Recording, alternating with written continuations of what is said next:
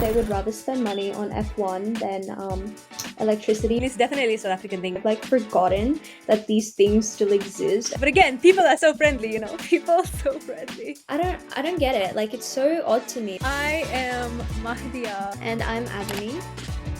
Welcome to another episode of Passports and People. And today's episode is focused around culture shock and the surprising cultural differences that you have in every single country, because they can be really vast, they can be really different, and they can be, some of them can be uncomfortable, some of them you then start to include in your everyday life. So yeah, let's talk about it. How are you, Avani?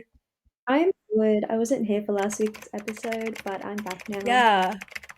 Yeah, I was sick, uh guys, but it's Weather change, I'm happy. I'm very happy. It's spring, but it feels like summer. Climate change. Winters is so freezing. Summer is gonna be so hot. Oh my gosh. hmm I'm escaping from the south to the north during winter, I mean summer. So I'll have Really? cooler. Yeah, because I go to India during summer, Oh yeah. Right, which right, is a right, great right. thing to talk about because now we're talking about culture shock. Yeah, exactly. I feel like I'm gonna be focusing more on South Africa culture shock, just because I feel like I'm more used to like the Asian way of living, which is where like I lived most of my life. South Africa culture shock, some of it I still don't like. Like there's some certain things that I haven't accept. Like it's not something that I like. It's not something that I do. And when people do it, it like it gets me annoyed. It gets me annoyed. I'm not gonna lie. But yeah, okay. The one thing that like I personally South Africa, it's a very interesting place, because I think that the people in South Africa are the friendliest people that I've been to many countries around the world, but South Africans, friendliest people you can meet. Oh my gosh, to a complete stranger, like anybody, everybody. Like I went to go get my learners, and this is when like it clicked and it realized, and I was like, oh my gosh, I forgot how friendly South Africans are, because I went to go get my learners, and it was freezing, dude. The night before, we got snow warnings, like absolutely freezing that morning. It was like 7 a.m. And the dude helping me get my license was like so upbeat. He was so like in a good mood, so friendly, like so like I myself, who doesn't even get up that early every day, went to go get my learners. I was like dead inside that morning. I was like not smiley, like so tired. And then I was like, this is literally the definition of a South African. They are just so warm and welcoming, but then on the same side, there's they can be very harsh, and this is the part of South Africa that like I don't really fit with. I don't know if it's because I have a way softer heart, but South Africa specifically, they can be very direct. I think that's like, do you know what I mean? That's like the Yeah, best way of like describing it. blunt. And it's like if you're driving on the road and someone like cuts in front of you, then it's like, this is the way that they approach uh those type of situations. Very harsh, very direct, and like that part of it I don't like. And it's definitely a South African thing, because I've seen my parents do it in other countries, because they are South African, they grew up in South Africa. But me myself, that's like the one thing that like when people do it, when people like say the certain stuff, it's like, okay, I get it. Like if you were from another country, you might get offended, or you might like, you know what I mean, judge them for that. Being South African, I know that's just how they are, but that's the one thing that I can't take here. Um, this one's kind of common, so maybe I'll talk about two, but bargaining. In India, you bargain for everything, right? You go to shops and you generally try and bring the prices down to whatever amount you can. But in Australia, all the prices are no matter what. So every time we go to India, trying to get them to bargain and like seeing my parents bargain is like so weird for me. Like, how are you putting down prices like that? But it also makes sense because the prices are so insanely high sometimes for no reason. So that's one thing that like really shocks me every time I go to India. Another thing is, so I'm vegetarian. So in Australia, obviously there aren't as many vegetarian options. But as soon as you step into India, it's like every second restaurant has a vegetarian, like vegetarian.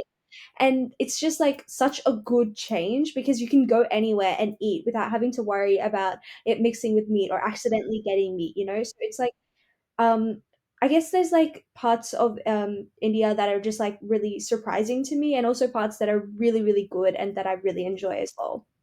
Yeah, yeah, because it just kind of fits your lifestyle better. I get the bargaining thing though. On the Mm. same topic of being harsh and direct, of like South Africans, they humor as well. South Africa humor is very sarcastic, fast paced, and slightly dark. Like, I think I'm like adapting to that more just because like humor is something that like is included in like every conversation you have, whether it's with like my aunties, my friends. But that's also another thing that's like South Africans, I think that's one of the reasons that make them fun because of the humor and like the friendliness of it all. But that's also something that I've like now coming back after 2 years in Malaysia that I've been like, okay, I have to get used to this again. We can joke about these things again. That's fine. No one's gonna get offended. On the same topic of humor, I've seen that very different cultural change between India and Australia. The jokes that I'd make in India are really, really different to the ones I'd make in Australia. In Australia, I feel like it's more like you're able to comment on things and take it as a joke. Like if you call someone Yeah. fat, like you take it as a joke here. But Yes. in Yeah. Yeah. India, the Yeah. Yeah. humor is more like teasing kind of humor, so it's like kind of different there as well. Um, but like you don't comment on things like body weight in India, which is something I've seen as a difference between India and Australia. It's not a bad thing. I think both of the countries have really good and distinct senses of humor, and I think they're both like really good, and I'm able to adapt into both of them. But it's just another difference between humor that I've seen. I think every country has their own type of humor, even though we all might, listen to the same thing, watch the same types of videos and brain rot. But like in the end, we also have that slight heritage that does leak into it, changing up like what type of humor we use. Yeah, that's true. And I think like also when I speak to my friends here versus my friends who like grew up in international schools like me, the things that we talk about so vastly different. The conversations that I have with my friends here versus my friends overseas is just like I don't know how to explain it, but it's honestly I prefer the overseas conversations. Maybe it's just because they're a bit more open-minded, similar experiences and stuff. But just communications wise, when I'm talking to like older people here, like people in their 30s, their 40s versus speaking to people overseas in their 30s and their 40s, there's just a big difference. I really love how every country has its own humor, and I think it's really beautiful how people like adapt to it over like different places and with different people. But then like when you do move and you have that humor, it's a bit difficult to then like imagine coming like sarcastic, dark humor like in South Africa, and then you go to like a more subtle, like softer country. Those jokes might get you in a bit of trouble. One of the things that have stuck with me, like humor in a way, is a slang. The Mm. first episode we did was us guessing slang. Um, I don't use that much South Africa slang. Even when I'm in South Africa, I don't use that much. But when I'm overseas, like when I'm in Malaysia, I will use their slang all the time. Like I even see it in my parents though, because like my mother was with me in Malaysia and she came back to South Africa. She didn't really use any of the slang here, but I would still pick up her using Malaysian slang and I would like laugh on the side because it's so amazing how subconsciously then those words just like completely get Integrated into your vocabulary. integrated into your vocabulary. Exactly. Yeah, and so even now like I use not everything. Some of the Malaysian slang is starting to slip. But I use more Malaysian slang than I do South Africa slang, which is very interesting in my opinion because I'm in South Africa and I am South African. So like you'd think that I'd be more close to my country slang. I'm gonna be so honest. I don't use the slang of Australia when I'm in India or the slang of India when I'm in Australia. Like I think a lot of us immigrants, like immigrant kids do this a lot. We kind of like switch between Indian mode and Australian mode, at least for me. Right. Yeah, yeah, Where yeah, if I'm yeah. in India, I have the accent, I have the I have like the entire like vocabulary. I talk in my native language. I barely use English. If someone speaks to me in English, I speak to them in English, but it's such a thick Indian accent that you can't tell. Like maybe sometimes you can, but like when I'm in Australia, I don't slip up on my accent ever. I use my Australian accent. It's like subconsciously I just switch, right? But if I'm talking to someone Indian, it'll go straight into the Indian accent. And then when I'm in Australia, I'll have that slang, I'll have that Is it good? vocabulary, I'll have that Yeah, yeah, accent. yeah. But sometimes when I'm speaking in India with my Indian accent, I do slip up, and instead of slang, my accent comes through, and they'll be Right. like, "Oh, you're talking too fast, like slow down." And I talk very, very fast when I'm talking English, especially in my Australian accent. And they're always like, "Slow down, you're talking way too fast." And they're like, "Oh, like, is your friend from one of my cousin, her friend was like, "Oh, is your cousin from Australia? Like, I can tell by her accent." I was like, "I still have an accent, but like certain words still come out more Australian than Indian, which I It's think is yeah, right, right, right. more than slang." Another culture shock for us in South Africa is service workers. Um, like gas station workers. You fill it by yourself or you have workers. See, in India, You there are broke up. workers who fill it for you. In Australia, we fill it by ourselves. Yeah, exactly. In most of the other countries I've lived in, you fill it by yourself. In South Africa, we have workers. We have even like car guards. Whereas overseas, we don't really have that. That for me, honestly, I like that. I don't like filling my own gas. I appreciate the workers at every petrol station. But yeah, that's also something that like you gotta get used to. If you come from a country with like the workers, you gotta start learning how to do it yourself. Even like filling tire, checking your tire pressure, filling in your tires, you have to do that all by yourself. There's no workers to do it for you. Whereas like India and South Africa, you'll get someone who does it for you. Yeah. Hmm. I feel like I'm so accustomed to like switching between India and Australia mentality that I've like forgotten that these things still exist, and like there are workers in India who fill up the gas for me. Also because I don't fill the gas yet. I don't even have my driver's license yet, Yeah, not right? yet, not yet. So Yeah. so I don't fill up my own gas anyway. So it's just my parents filling it up, meaning it's basically like a worker's filling it up either way. Don't tell them I said that. But yeah, it's like in India they do fill it up for you and they do everything for you. And in Australia you have to do it yourself. I don't think there's a problem between it. Like I don't mind. I feel like I would really enjoy filling up my own gas. I think I really enjoy those Really? things. Yeah, I don't know. I just really enjoy that stuff. And then going in and buying stuff after while paying, I feel like it would be such a vibe. But yeah, I totally forgot that there's like workers who fill stuff up for you in India. In South Africa, I don't know if you could trust people to fill their gas up themselves because of the safety. That's another big thing in South Africa compared to overseas. The safety in South Africa is not the best at all. Oh my goodness. There are some parts that are so bad. Like my grandfather is now living with us because the area that was he was in and he was living on by himself, he would hear like gunshots every night. People were getting Oh. stabbed. Bro, South Africa, and like obviously there are parts, this is like the living areas, you know what I mean? There are parts like Cape Town, like the town that I live in is really, really safe. But there are some parts of South Africa that are just they've gotten so bad. And it's like when I am like if I before when I went to go visit my grandfather, I wouldn't want to get out of the car. I'm gonna be so honest. I'm like, as someone who doesn't live here, like, I can't. Even when I'm walking in this really safe town of mine down the street to my friend's house, I'm like scared. Even though such a safe town, it's the safety different. Wild, wild. Yeah, I actually relate to that because in India you have to be a lot more careful, and like there's a lot more like restrictions as compared to what you can and can't do as compared to like Australia, because I feel like Australia is relatively more safe than India is.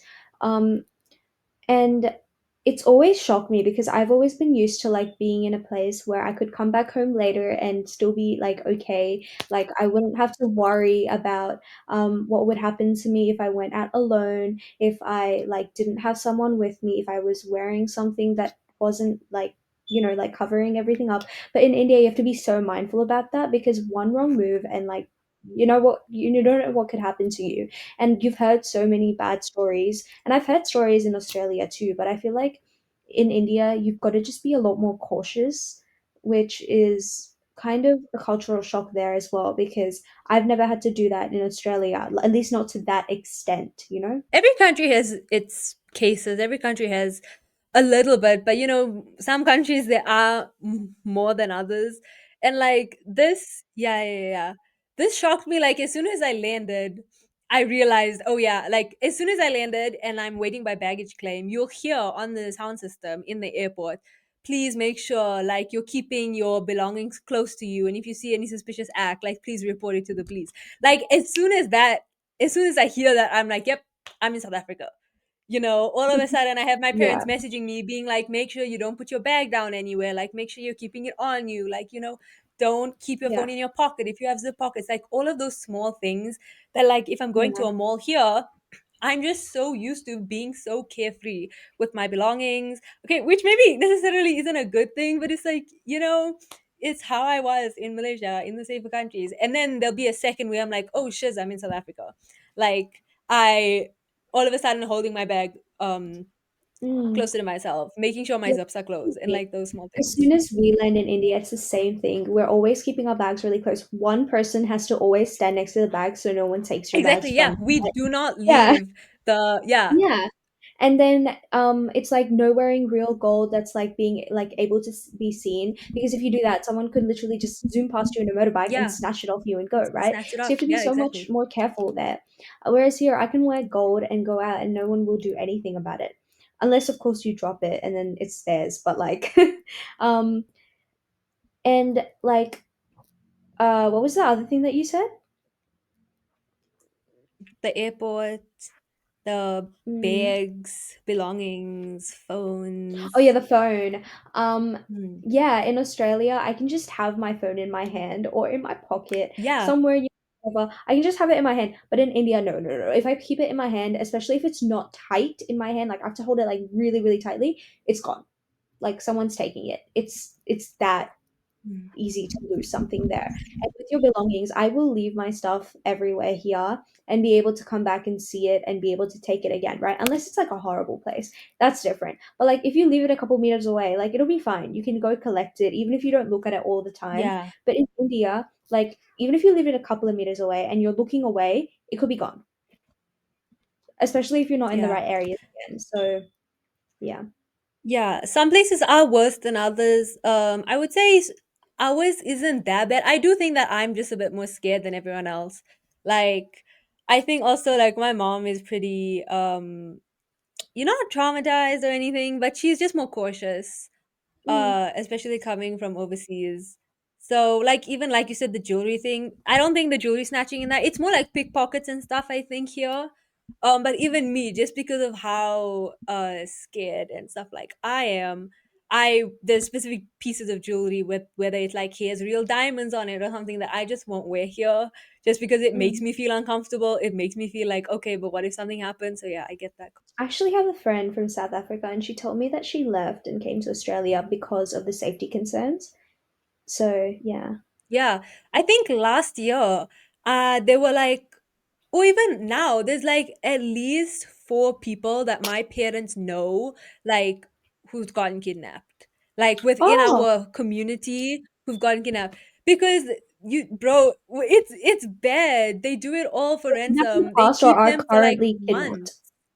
Yeah, I'm sure there is someone within the community who's like father or Oh, brother. It's always the men because they work or they have such wealthy companies that they want ransom and they keep these people for months and they like survive on bread and water for like months. It's bad. It's really really bad. So oh, South Africa, oh South Africa. But again, people are so friendly, People are so friendly. yeah. So Friendly. friendly. Yeah. And then next thing she knows, the friendly person kidnaps her. Kidnaps you. Yeah. Then we also have load shedding. Load shedding, our government is slightly corrupt, as Yep. some countries' governments are. And our electricity situation is not good. Like right now, Formula One, they're trying to get Formula One back in South Africa, and there's a lot of things. A lot of people are going around saying like, "Haha, like our government is saying yes to this and this and this," but then we still have like no electricity for hours on end. So load shedding. There's literally an app you can download where it will tell you like it had. I haven't had it so far since I've been here, but when I lived here, it'll give schedule times of every single day. You won't have electricity from like this time to this time and that time to that time. I think they would rather spend money on F1 than electricity because you get a profit when you have F1. Not only do you get like tourism and that gets increased, but you also get the sponsors.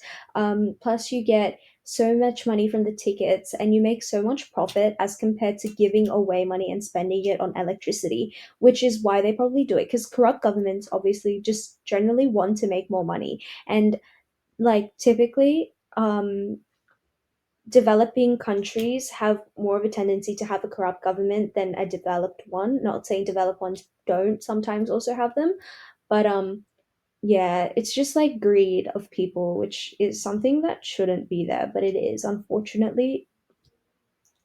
We just electricity has become a problem, even water sometimes, even like old circuits, because like the circuits that are underground, they are so old and it's not load shedding, but the electricity will go. I think a few weeks ago we didn't have electricity for like almost the entire weekend because some Oh, circuit breaker broke underground and they had to like wait to fix it, but because it was the weekend, they didn't fix it because they weren't working on the weekends. It's like so because of that, like damn. everybody here has like JoJo tanks, like big tanks of water in their backyard, and we have like generators and all of that stuff. Kind of on the topic of water, in India, we have water tanks, and here we don't have water tanks, at least not in our houses, right?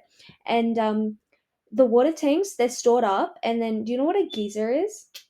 Yeah, yeah, yeah. You have to on it before Yeah, you shower. yeah. Yeah, So we use the geysers to heat up the water in India, and we don't do that in Australia. You get hot water for as long as you want, and that's one of the yeah, hardest exactly. things to Yeah, adjust to when I go to India, even for holidays. I hate taking showers because I cannot ever wash my hair fully before the water becomes cold, and I'm just sitting yeah, there waiting. I'm like yeah. screaming out to my mom, "Can You you have please to turn it on on the again?"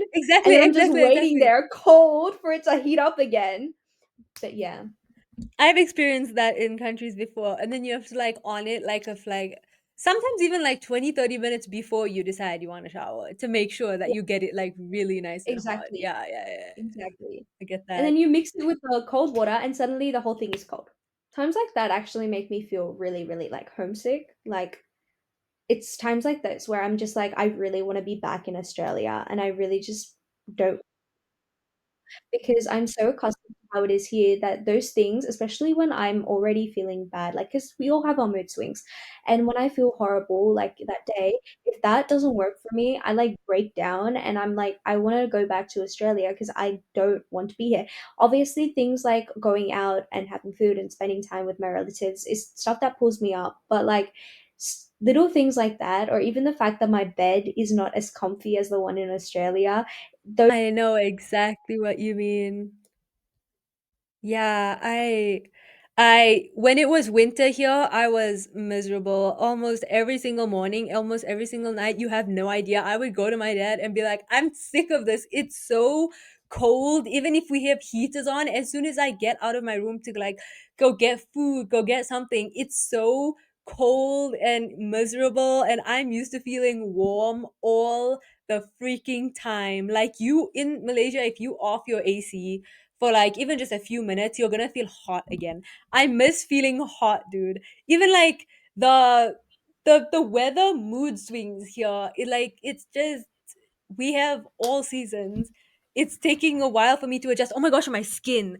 Oh my gosh, my skin, bro. The climate change of going from somewhere like really humid to somewhere so freaking dry because it was winter. My skin hated it. My face, everything. I was like, for weeks on end, I was like trying everything because I was like breaking out and my skin just, it wasn't looking the way that it did in Malaysia. Like I Mhm. wasn't feeling nice. I think that's the biggest thing and something that I'm gonna have to like figure out how to work through if I go back to the UAE, because the UAE also a very dry Yeah, country. I feel You said you. even Um, India is humid, right? yeah, it's pretty humid. It's actually nice though. It's like temperate, and I feel like in Australia, it's kind of similar to South Africa. Our winters are so cold. Honestly, I don't mind. I love cold winters. I love wrapping myself in blankets. I don't like today. Today was so hot. It went So up to like hot. I think 20 25 degrees Celsius, but it felt like it was like 30 degrees at least. And I was like, but it's like the first day of spring basically, and you're telling me it's already this hot, This and hot. I'm just wondering how hot it's going to be for the rest of the year if this is already hot, you know? I was like burning up and sweating, and I was like rolling my sleeves back, even though I had a skirt on because like uniform, right? And I Yeah. was just so, I don't know. I don't like the summer as compared to the winter in Australia. I feel like No, it's I so used to be different. the same. I used to love winter. Winter used to be my, like, now that's why, like, my friends, my family, everyone's like, "Why are you complaining about winter?" I used to love winter. Absolutely love it. It was my favorite time of year. But now I think I've just gotten so used to the heat and the humidity and summer, and like I've started to enjoy it more, that now honestly I think that's what I prefer. Also, like, I've gotten used to dressing for that. You know what I mean? I've Yeah. gotten used to, like, all of my clothes for the past 2 years that I have bought have all been like cool, summery, pieces of clothing that's not gonna make me sweat. And then I came here and it was winter and I had no like nice winter clothes, because when I Mm. left 2 years ago I was 16. The way 16-year-old me dressed and the way that 18-year-old me dressed, completely different. And all my winter clothes was fit for 16-year-old me, and now I have to wear all of these clothes that like I didn't feel nice in. So winter, the whole climate, weather, getting used to it. I'm still getting used to Mm. it. My skin still hate it. Oh my On the gosh. topic of skin, I feel like I have pretty much like pretty clear skin, except like when I'm like, that time of the month where it like breaks Yeah, out yeah, yeah. more. So, like that's the only time that I really Yeah. break out sometimes. But like when I go to India, I feel like my skin just glows a little bit more. I don't know, maybe it's the fact that I'm back in my home country, but like when I'm in Australia, like today, it was so sweaty. I feel like it was so bad for my skin because like I was sweating so much, and obviously it isn't very good when your face is super oily. So Yeah. I feel like I need to wash my face. Like I'm gonna do that after this. But like yeah, as compared to winter, it feels so different. And in winter, it's so dry that I need to like layer on moisturizer. But like, Yeah. I don't know, it feels so like I think I oily. think it's I the don't like that. humidity, dude. I really think it's the humidity, because like, even in Malaysia, my skin was glowy. It like Mm. in I only wear moisturizer and sunscreen, and my skin was great. I was so content and happy with my skin in Malaysia. That's all I put on, and I came here and I was like, it's not. And even some days, like yesterday, I went out. And it's not doing what it's supposed to be doing. It doesn't, it's not how I it feel used to you. be. And I genuinely think it's a humidity that makes that, Mm. like, that glowy, like dewy. Oh, take me back. I feel you. Okay, what about some customs that kind of have stuck with you? Indian, obviously. I'm sure you have quite a few. And then also Australian, because like for me, taking my shoes out before I enter my house, that's like one of the customs that I think I'll always have. Like, to the point where my family now, we made a shoe rack to put in the front of our door where we keep all of our shoes, because like that's how we live like everywhere else. I definitely the same thing, like shoes off before you enter the house. Another thing that we do in India, at least in my family, no matter what, if someone comes to your house, you have to like offer them food or give them something so that they don't leave empty-handed or like on an empty stomach, right? And it's so weird because in Australia, it's not always like that. Like they don't always feed you, they don't always do something, but like here they make sure, like with India, we make sure we give you food or we make sure you take something before you go. And I feel like that's such a different thing because like none of my friends here like really think about it, but I'm always thinking about it like, oh, do you want this or do you want that? Like, are you hungry or do you want something to drink? So that's something that I've recognized that's kind of different between the things. Yeah, And since it's I such think a it's similar for me in the sense where like here also like as soon as you like walk in like you're the people you're visiting or the house that you buy, they're making tea, they're getting out cookies, cake, you know what I mean? But like because I was overseas, I came back and then my friends would come and we were like chill in my room and then they would leave and my mother would be like, "Did you offer them something?" And I would be like, "No." And only after I'm like, "Oh my gosh, I'm so stupid," because I know that's how it is here. I know that yeah. like that's the customs here. So now I've gotten better, but it is something that like has slipped my mind because overseas, it's also overseas. I feel like we go out more. You know, we don't really come to each other's houses as much. We go out, we have fun. Whereas here, it's like a lot of the time, it's like just visiting each other's houses. So yeah, that I understand Mm. completely. Yeah, Yeah, actually, I get that a lot because here, oftentimes, if you're going with friends or like hanging out with friends, you go out more than you stay at home. But in yeah, India, like typically they come to the house, they meet your parents, they talk yeah, to their parents. Like it's just if your friends typically know your parents in India, but your friends here don't know your parents like that well. Like they've met them, sure, maybe a couple of times. Some of them haven't even, but they'll still like like hear about them at least. But in India, like they actually know your yeah. parents, which is so different They there. know them, Another nothing. Yeah. thing that I like my mom told me about is in India, like people typically don't take like their friends to their rooms. Like Yes. No in way. Yeah, yeah, yeah. Because Australia, I if you're used to with say your this all the friends, time. yeah, if your friends come over, I Immediately usually to take your them to my room. room. Yeah. And like apparently that's not how it works in India. I'm like, "What?" So like what do you do? No, but What it's do the you like same for do? us. They sit in the dining room or like in the the lounge Yeah. area with the Yeah. TV. Like I remember telling my friend this exact thing. I told my cousin this exact thing. I was like, when we get older, are we gonna become the type of people who like, because in my brain maybe it's like an adult thing. I was like maybe Mm, because like when my mom's friends come, they sit in the dining room and like okay, valid, it's my mom's house, you know what I mean, like I'm a child, like this is mm, my room, you know what I mean. mm. But then it Yeah. was like I went to visit my one friend here, and we when I walked in, her mom was like, "Oh, okay, why don't you guys like sit here in the like former lounge? We have like two Mm, areas, like the former lounge, which doesn't have like a TV, and then like a lounge which has like a TV." And we didn't mm. go to her room. Like the two times I went to go see her, we sat there on the chairs and we like talked, and I was like, "Damn, okay, maybe it's not an age thing, maybe it's just a culture thing." And I was like, "No, Yeah. you if you're my friend and you're coming, we are not sitting in the open area. Come to my room, chill on my bed. Like I'm Yeah. not Like doing that." I feel like if we're in my room, I feel more comfortable in terms of like talking to them.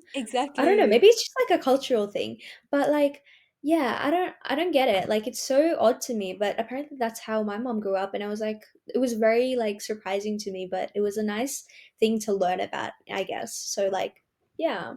I'm actually really excited to go to India this time. Like usually I we've can't had wait to like hear all functions every about year. it.